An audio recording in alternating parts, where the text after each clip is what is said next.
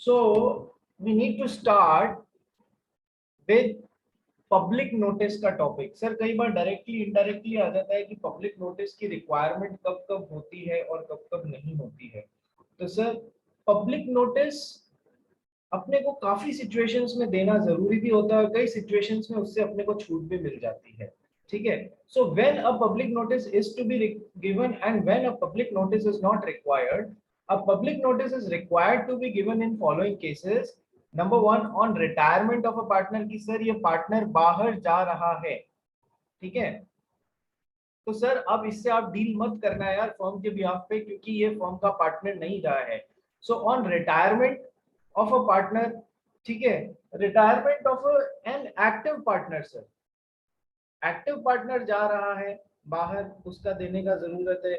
Sleeping partner बाहर जा रहा है या डोरमेंट पार्टनर बाहर जा रहा है जिसको कोई जानता ही नहीं है, उसके बारे में पब्लिक नोटिस देने की कोई जरूरत नहीं है। सर ऐसा क्यों?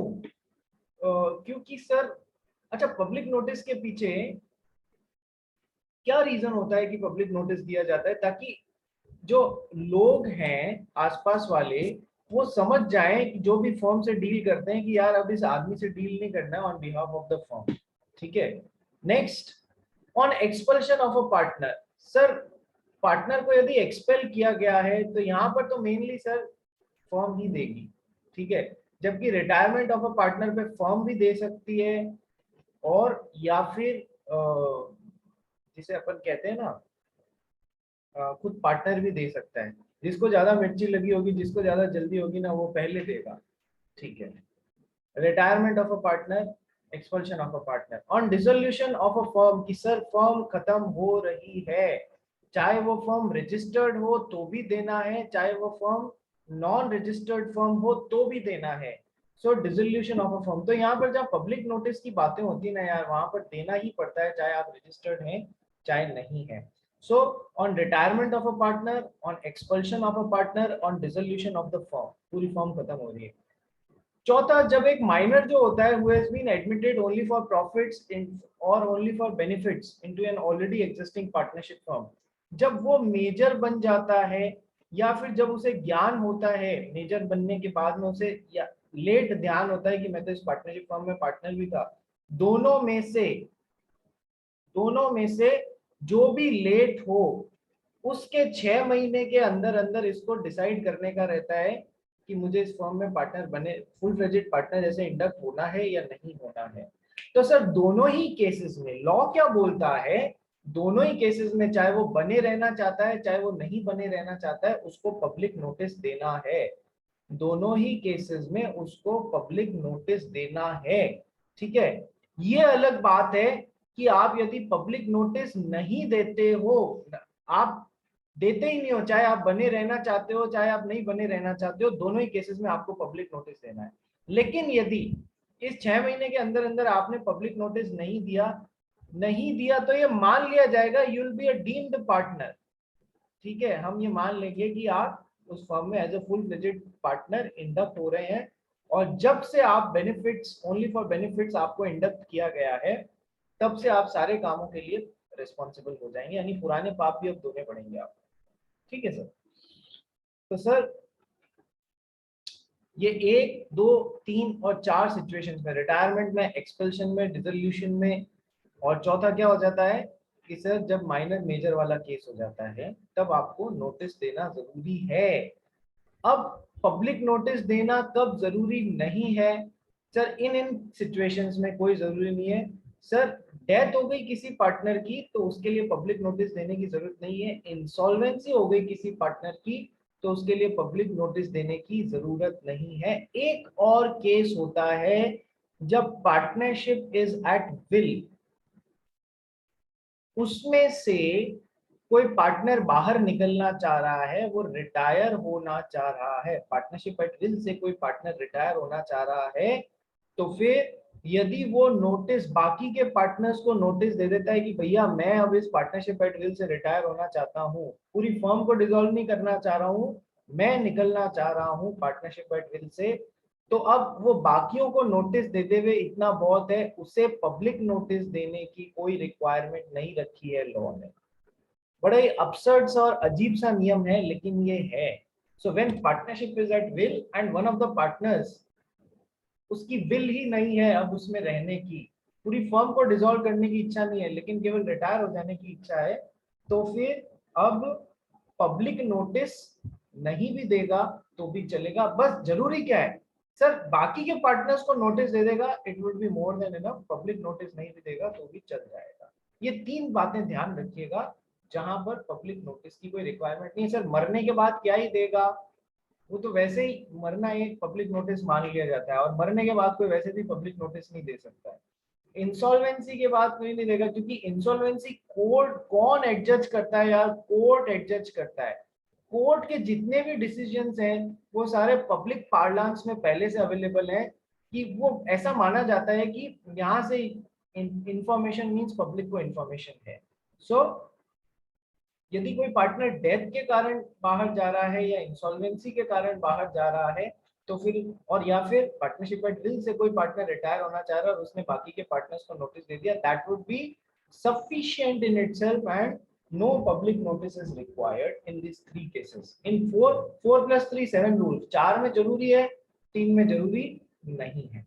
ठीक है। Now what are the modes of public notice? Public notice देने का तरीका क्या होता है, इसको इस बेसिस पे हमने नक्की किया है कि सर फर्म रजिस्टर्ड है या फर्म अनरजिस्टर्ड है।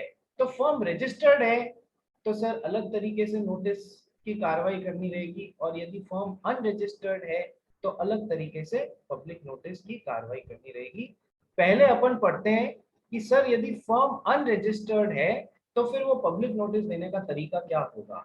सो in case of unregistered firm public notice is given in following manner. सबसे पहले by publication of the notice of, जो भी आप बाहर जाना चाह रहे हैं ना, पब्लिक नोटिस या फॉर्म डिसॉल्व हो रही है वगैरह वगैरह, इन चारों केसेस में जो भी पब्लिक नोटिस है इन case of unregistered form, sir unregistered form भी तो अपने आसपास के लोगों से डील करती है, वो यदि खत्म होना चाह रही है, अनरजिस्टर्ड फॉर्म यदि खत्म होना चाह रही है, ठीक है, तो सर सबसे पहले तो उसको ऑफिशियल गैजेट में नोटिफिकेशन या नोटिस वो छपवाना पड़ेगा।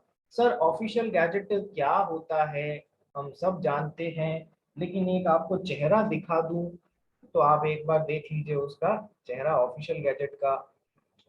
सर वो भारत का राजपत्र द गैजेट ऑफ इंडिया, ठीक है, वहां पर छपवाना पड़ेगा आपको। ये वो सोर्स ऑफ इंफॉर्मेशन है जिधर मोस्ट ऑथेंटिक सरकार की तरफ से इंफॉर्मेशन आती है। सरकार को कोई लॉ छपवाना है या बिल इंट्रोड्यूस करना है या एक्ट इंट्रोड्यूस करना है या फिर कोई इंफॉर्मेशन देनी है लीगली वे में, तो ये it is the most authentic source of information, Bharat का राजपत्र गैजेट ऑफ इंडिया। ठीक है सर। तो अनरजिस्टर्ड फॉर्म है, सबसे पहले तो एक पब्लिकेशन न्यूज नोटिस का करवाएगी ऑफिशियल गैजेट में, पब्लिक नोटिस का पब्लिकेशन करवाएगी ऑफिशियल गैजेट के अंदर, and by publication of notice in at least one vernacular newspaper, at least one vernacular newspaper. अच्छा वर्नाक्यूलर का क्या मतलब होता है यार, जल्दी बताओ।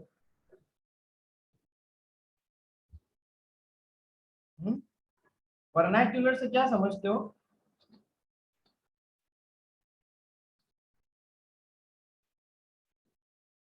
बोलो। सर मतलब लोकल लैंग्वेज का न्यूज़पेपर ना। बहुत अच्छा सिद्धार्थ, वर्नाक्यूलर का मतलब होता है जिस पर्टिकुलर जगह पे वो फर्म काम कर रही है ना, जैसे कि महाराष्ट्र में कर रही है तो महाराष्ट्र में, जैसे कि राजस्थान में कर रही है तो राजस्थान में, तो जिस जगह वो फर्म काम कर रही है उस जगह की लोकल लैंग्वेज जो भी चलती है या ऑर्डिनरी जो भी लैंग्वेज चलती है उस लैंग्वेज की न्यूज़पेपर में, ताकि वहां के लोग समझ पाए। सर मान लो कन्नड़ लैंग्वेज में आपने छपवा दिया किधर, गुजरात में, सर वो छपवाया हुआ कोई काम नहीं आने वाला है। अपना एम क्या है कि वहां के लोगों को, जहां पर वो पार्टनरशिप फॉर्म काम करती है, वहां के लोगों को समझ में आए कि सर ये फॉर्म अब बंद हो रही है या फिर इस फॉर्म में ये चेंजेस हुआ है, ये पब्लिक नोटिस था जो इस फॉर्म से संबंधित है, तो समझ में आना चाहिए। तो लोगों ने ऐसी होशियारी करी है, उस साइड में दूसरे लैंग्वेज में छपवा दिया। तो ऑब्जेक्टिव क्या है सर? ऑब्जेक्टिव है कि उधर के लोगों को, जहां वो फर्म नॉर्मली काम करती है, वहां के लोगों को पता पड़े। So publication of notice in at least one vernacular newspaper, such newspaper must be circulating in the district where the firm to which the notice related has its place or principal place of business। Sir जहां पर principal place of business है तो sir वहां पर छपवा दिया।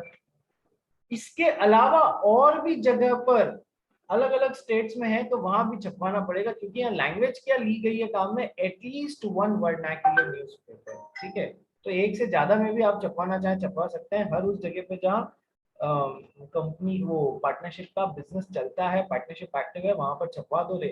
उससे क्या होगा, गलती बार हो जाएंगे सारे लोग। ठीक है, तो ये तो हो गई अनरजिस्टर्ड फॉर्म के केस में। एक तो official gazette plus at least one vernacular newspaper. कहाँ का न्यूज़पेपर? जहां पर उस फर्म का प्लेस ऑफ बिजनेस या प्रिंसिपल प्लेस ऑफ बिजनेस है, उस वाली जगह पे। ठीक है, नेक्स्ट सर, यदि वो फर्म रजिस्टर्ड हो तो सर ऑफिशियल गैजेट वाली एज इट इज रहेगी, वर्नाक्युलर न्यूज़पेपर वाली रिक्वायरमेंट एज इट इज रहेगी, प्लस एक्स्ट्रा किसको पता पड़ना चाहिए सर?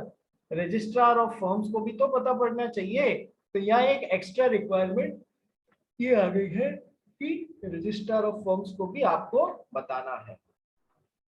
ठीक है सर, तो ये हो गया पब्लिक नोटिस। पब्लिक नोटिस कहाँ कहाँ 4 प्लेसेस पे कंपलसरी है और किन 3 प्लेसेस पे कंपलसरीली नहीं है, पहले ये डिस्कस किया। फिर अपन डिस्कस कर रहे हैं पब्लिक नोटिस कैसे दिया जाएगा।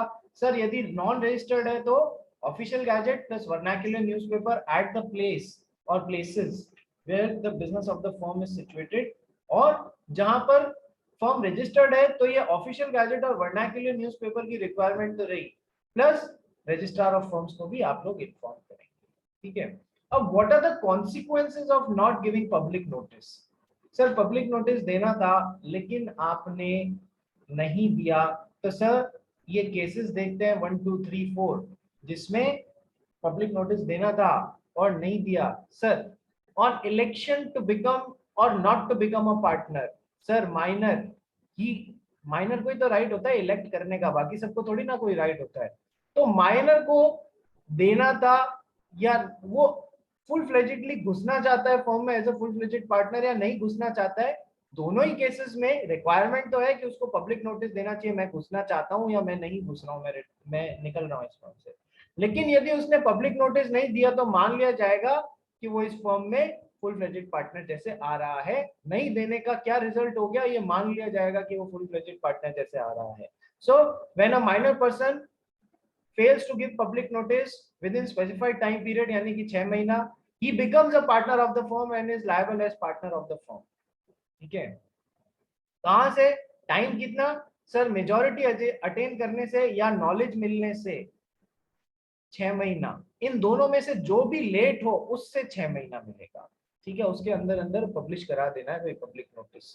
ठीक है, on retirement of a partner, sir और notice of retirement of a partner from the firm must be given, और notice of retirement of a partner from the firm must be given. कोई partner बाहर जा रहा है तो उसके बाहर जाने का नोटिस देना चाहिए। सर कौन किसको देना चाहिए? सर जिसको ज्यादा तकलीफ हो रही है ना जनरली वो देता है, रिटायर्ड पार्टनर या फिर any partner of the reconstituted firm, यानी कि फर्म भी दे सकती है और रिटायर्ड पार्टनर भी दे सकता है। सर दोनों के क्या इंटरेस्ट हैं?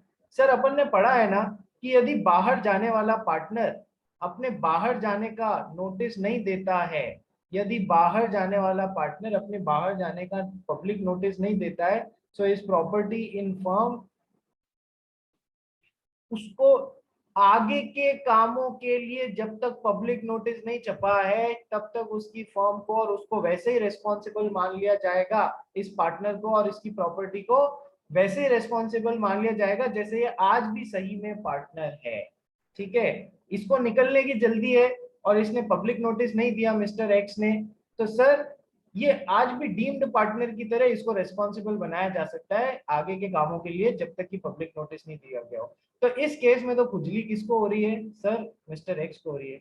सर कई बार ऐसी सिचुएशन होती है कि सर एक पार्टनर को जबरदस्ती बाहर निकाल देते हैं, ठीक है, एक्सपेल कर देते हैं, तो सर वो अभी भी फर्म को बाइंड नहीं करता रहे, तो उस केस में क्या होगा, सर फर्म दे देगी अरे भाई इसको हमने निकाल दिया है। तो सर नोटिस कोई भी दे सकता है, रिटायरिंग पार्टनर भी दे सकता है, फर्म भी दे सकती है, दोनों दे सकते हैं, बस देना जरूरी है। So on retirement of a partner देना जरूरी है, कोई भी दे सकती है। यदि पब्लिक नोटिस नहीं दिया गया है तो retiring partner and all other partners shall continue to be liable as partners to the third parties for any act done by any of them after retirement. किसी ने भी, चाहे रिटायरिंग ने चाहे नॉन रिटायरिंग ने कोई भी काम किया है, उसके लिए सबको, रिटायर होने वाले को भी और नॉन रिटायरिंग को भी रिस्पॉन्सिबल बनाया जा सकता है। इनमें से किसी ने भी कुछ भी काम किया हो, रिटायरिंग ने भी किया हो या नॉन रिटायरिंग ने भी किया हो, तो ये बहुत बड़ी बात हो जाती है। इसलिए पब्लिक नोटिस कोई भी दे सकता है, लेकिन देना जरूरी है। एक्सपल्शन ऑफ अ पार्टनर, ठीक है, एक्सपल्शन के लिए पब्लिक नोटिस भी जरूरी है। एक्सपल्शन कब कब किया जा सकता है, उसके लिए हमने पूरा टेक्स्ट पढ़ा है कि सर जब प्रोविजंस हो सक पार्टनरशिप कॉन्ट्रैक्ट में प्रोविजंस है तो ही कर सकते हैं, पार्टनरशिप एग्रीमेंट में गुड फेथ में ही कर सकते हैं, मेजॉरिटी ऑफ द पार्टनर्स मिलके ही कर सकते हैं। गुड फेथ के लिए क्या क्या रिक्वायरमेंट्स है, it is in the interest of the firm वगैरह वगैरह, सब हमने पढ़ लिया। लेकिन जिस पार्टनर को आप लोग उठा के बाहर फेंक रहे हो, उसका पब्लिक नोटिस एक्सपल्शन का देना जरूरी है। So expulsion of a partner from the firm is also a must. The notice may be given by the expelled partner और by any partner. Sir again, ठीक है, एक्सपेल्ड पार्टनर खुद भी दे सकता है कि भैया मैं बाहर जा रहा हूं, और या फिर रिकॉन्स्टिट्यूटेड फर्म का कोई भी पार्टनर भी दे सकता है। If public notice is not given, expelled partner along with all the other partners shall continue to be liable, ठीक है, for all the acts of any acts of the firm done after expulsion. On dissolution of the firm, sir पूरी firm dissolve हो रही है तो इसका भी public notice देना जरूरी है। नोटिस कोई भी पार्टनर के द्वारा दिया जा सकता है, फर्म भी दे सकती है, कोई बड़ी बात नहीं है। If no public notice is given, all the partners shall continue to be liable as partners to third parties for any act done by any of the partner after dissolution. चारों ने कहा फर्म खत्म करते हैं, ये अभी भी बाहर जाके फर्म के बिहाफ पे काम करके आ रहे हैं, तो उससे सब अभी भी रेस्पॉन्सिबल होने लग जाएंगे जब तक कि इसका पब्लिक नोटिस नहीं दिया गया हो। So when a public notice has been given, the authority of partners to bind the firm and other mutual rights and obligations partners continue only for the following purpose. अब sir देखो जरूरी बात क्या है, पब्लिक नोटिस देने के बाद में भी पार्टनर्स की अथॉरिटी होती है to bind the firm and other mutual rights and obligations of partners continue only for these two purposes. Number one, for the winding up the affairs of the firm. Sir firm के affairs को अब आज wind up करते हैं, firm के affairs को wind up कर देते हैं, ठीक है। Second, for completing the unfinished transaction eight the time of dissolution of the firm. Sir इनके लिए ये आज भी नोटिस देने के बाद में भी एक दूसरे को बाइंड कर सकते हैं फर्म के अफेयर्स को वाइंड अप करने के लिए। और जो अनफिनिश्ड ट्रांजैक्शंस है, कभी किसी को कुछ पकड़ाना बाकी है, देना बाकी है एज पर प्रीवियस कॉन्ट्रैक्ट, तो unfinished transactions eight the time of dissolution के लिए भी वो एक दूसरे को बाइंड कर सकते हैं पब्लिक नोटिस देने के बाद में भी इन दो जगहों पर। बाकी चीजों के लिए, नए नए एग्रीमेंट्स, नए नए कॉन्ट्रैक्ट्स के लिए नहीं कर सकते हैं। तो इसी के साथ में अपना चैप्टर तो हो गया, और पोर्शन ऑफ पार्टनरशिप में जो जितना पढ़ाना था वो खत्म हो गया। आइए 3-4 क्वेश्चन ये दिए हुए हैं, देखते हैं, और उसके बाद में अपना चैप्टर 1 के क्वेश्चंस करना स्टार्ट करते हैं, क्वेश्चन बैंक स्टार्ट करते हैं, ठीक है। चलिए सर, जिग्नेश पढ़ इसको फटाफट, फर्स्ट क्वेश्चन को मिलिए। A, B, C are partners of an unregistered firm. D owes the firm ₹1,000 on a contract. The firm files a suit against D. The suit is dismissed for non-registration of firm. The firm is registered later on. Can the firm now successfully bring the suit against D? Sir अपन सब जानते हैं कि at the time of instituting the suit the firm must be registered. यदि वो registered नहीं है तो वो सूट को विड्रॉ करे, अपने आप को रजिस्टर कराए और फिर एक नया सूट फाइल करे, तब तो वो केस मेंटेन नहीं, तब तो वो मतलब केस कर सकती है। तो eight the time of filing the suit उसका रजिस्ट्रेशन होना जरूरी है। लेकिन पेंडिंग रजिस्ट्रेशन, आपने अप्लाई कर दिया, पेंडिंग रजिस्ट्रेशन ही केस होगी, अभी तक रजिस्ट्रेशन की कार्रवाई पूरी नहीं हुई है तो वो केस मेंटेनेबल नहीं है, पेंडिंग रजिस्ट्रेशन। नंबर 2, सर आपने केस किया, पार्टनरशिप फर्म ने मिस्टर एक्स पे केस किया 1000 रुपए के लिए, लेकिन अभी तक रजिस्टर्ड नहीं है, तो सर बाद में भी खुद को रजिस्टर करा के और वापस केस कर सकती है, लेकिन पुराने केस को कंटिन्यू नहीं कर सकती है क्योंकि उस समय आप रजिस्टर्ड नहीं थे। So firm must be registered at the time of instituting the suit, since in the given case fresh suit is contemplated and at the time the firm is registered firm, the firm will be entitled to institute a valid suit। fresh suit होना चाहिए, ठीक है, और वापस करा लिया तो कराने के बाद में, तो ऐसा लिखना eight the time of filing the suit the firm must be registered, ठीक है। ये सारी बातें, जो 3 बातें मैंने आपको बताई वो आनी चाहिए। Next question Jignesh.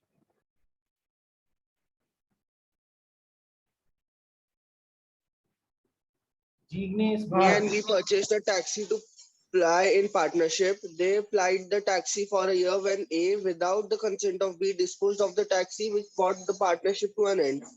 B bought an action to recover his share in the sale of proceeds. A resisted B's claim on the ground that the firm was not registered. Will B succeed in his claim? Sir A और B ने एक unregistered partnership firm खोली, क्या था, एक taxi खरीदी और उसको पार्टनरशिप में चलाने के लिए 1 साल तक इन्होंने चलाई थी। अब ए ने क्या, without taking consent of B taxi बेच दी, ठीक है, तो अब इससे पार्टनरशिप खत्म होने आ गई। बी एक्शन लेके आया ए के against to recover his share in the sale proceeds, कि भैया मेरे को दे दे, ठीक है, टैक्सी बेची ना, चल तूने बेच तो दी, कम से कम मेरा हिस्सा तो दे मेरे को।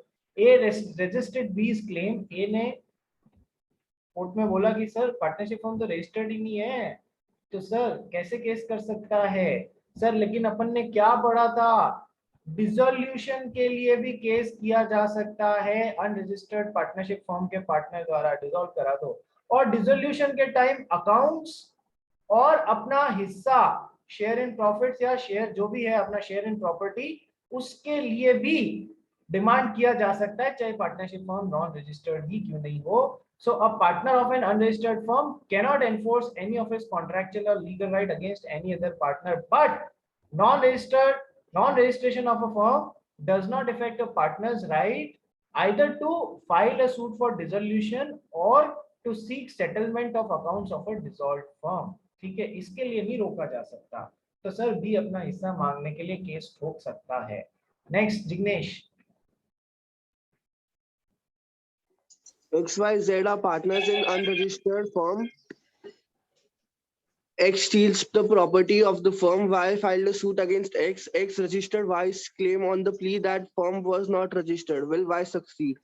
सर X registered होना चाहिए, registered नहीं, X resisted Y's claim on the plea that the firm was not registered. Will Y succeed? Sir XYZ partner थे, अनरजिस्टर्ड फर्म थी, X ने चुरा ली प्रॉपर्टी फर्म की, Y ने सूट फाइल किया X के अगेंस्ट, ठीक है, Y ने सूट फाइल किया X के अगेंस्ट, ठीक है, Y's claim on the plea, तो X ने बोला रजिस्टर्ड ही नहीं है सर, कैसे सर, मैंने आपको बताया था 2 तरीके के सूट्स होते हैं, एक तो होते हैं सिविल सूट्स, एक होता है क्रिमिनल सूट्स।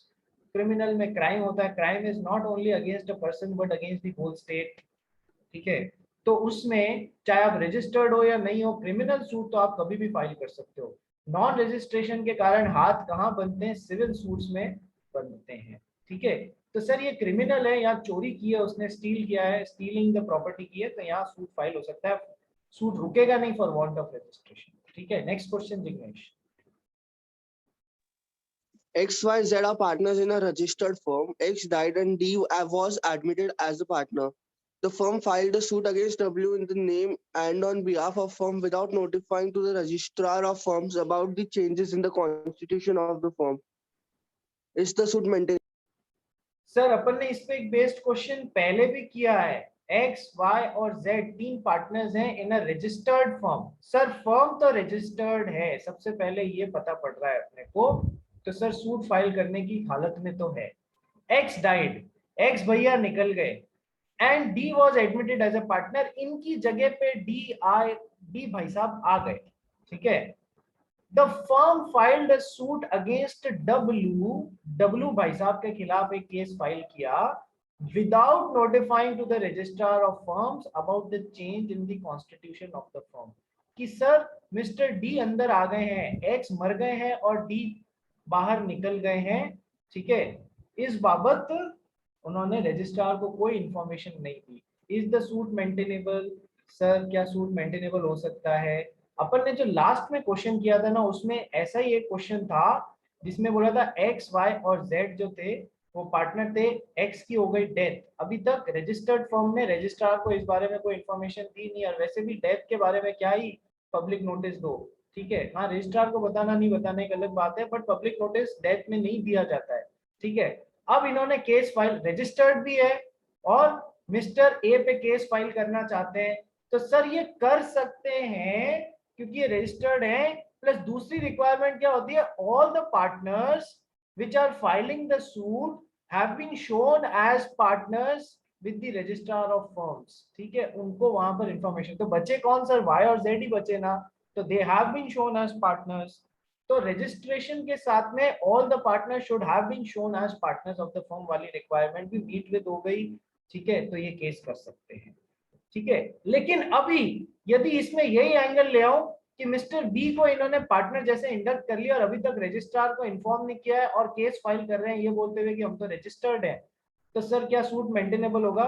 सर भले ही रजिस्टर्ड हो, but all the partners who are filing the suit have been shown as partners वाली रिक्वायरमेंट पूरी नहीं हो रही है क्योंकि बी के बारे में इन्फॉर्म ही नहीं किया है रजिस्ट्रार को. तो अब सेकेंड सिचुएशन में सूट मेंटेनेबल नहीं होगा, और ये क्वेश्चन सेकेंड सिचुएशन वाला ही है. दोनों में फर्क पता पड़ा बेटा? बोलो हाँ या ना. दोनों में फर्क पता पड़ गया? Yes sir. ठीक है. इसी के साथ में चैप्टर खत्म है. तो अपन लोग अब चैप्टर 1 का ऑफ द पार्टनरशिप का करना स्टार्ट करते हैं क्वेश्चन बैंक, और कल सेकंड और थर्ड का जितना जितना हो सकता है कर सकते हैं. I know this is a very important time for you people, क्योंकि अब हार्डली क्या कुछ टाइम बचा है, 18, 19, 20, ठीक है. ये बहुत प्राइम टाइम है, अपना 1 मिनट भी समय बर्बाद मत करना, ठीक है. चलिए मैं आपको नया लिंक भेजता हूँ, उस पर रिज्वाइन करो और अपन ये अभी उस पर रिज्वाइन करो और अपन अपना काम खत्म करते हैं, ठीक है. फटाफट नया लिंक भेज रहा हूँ, रिज्वाइन कीजिए उस पर.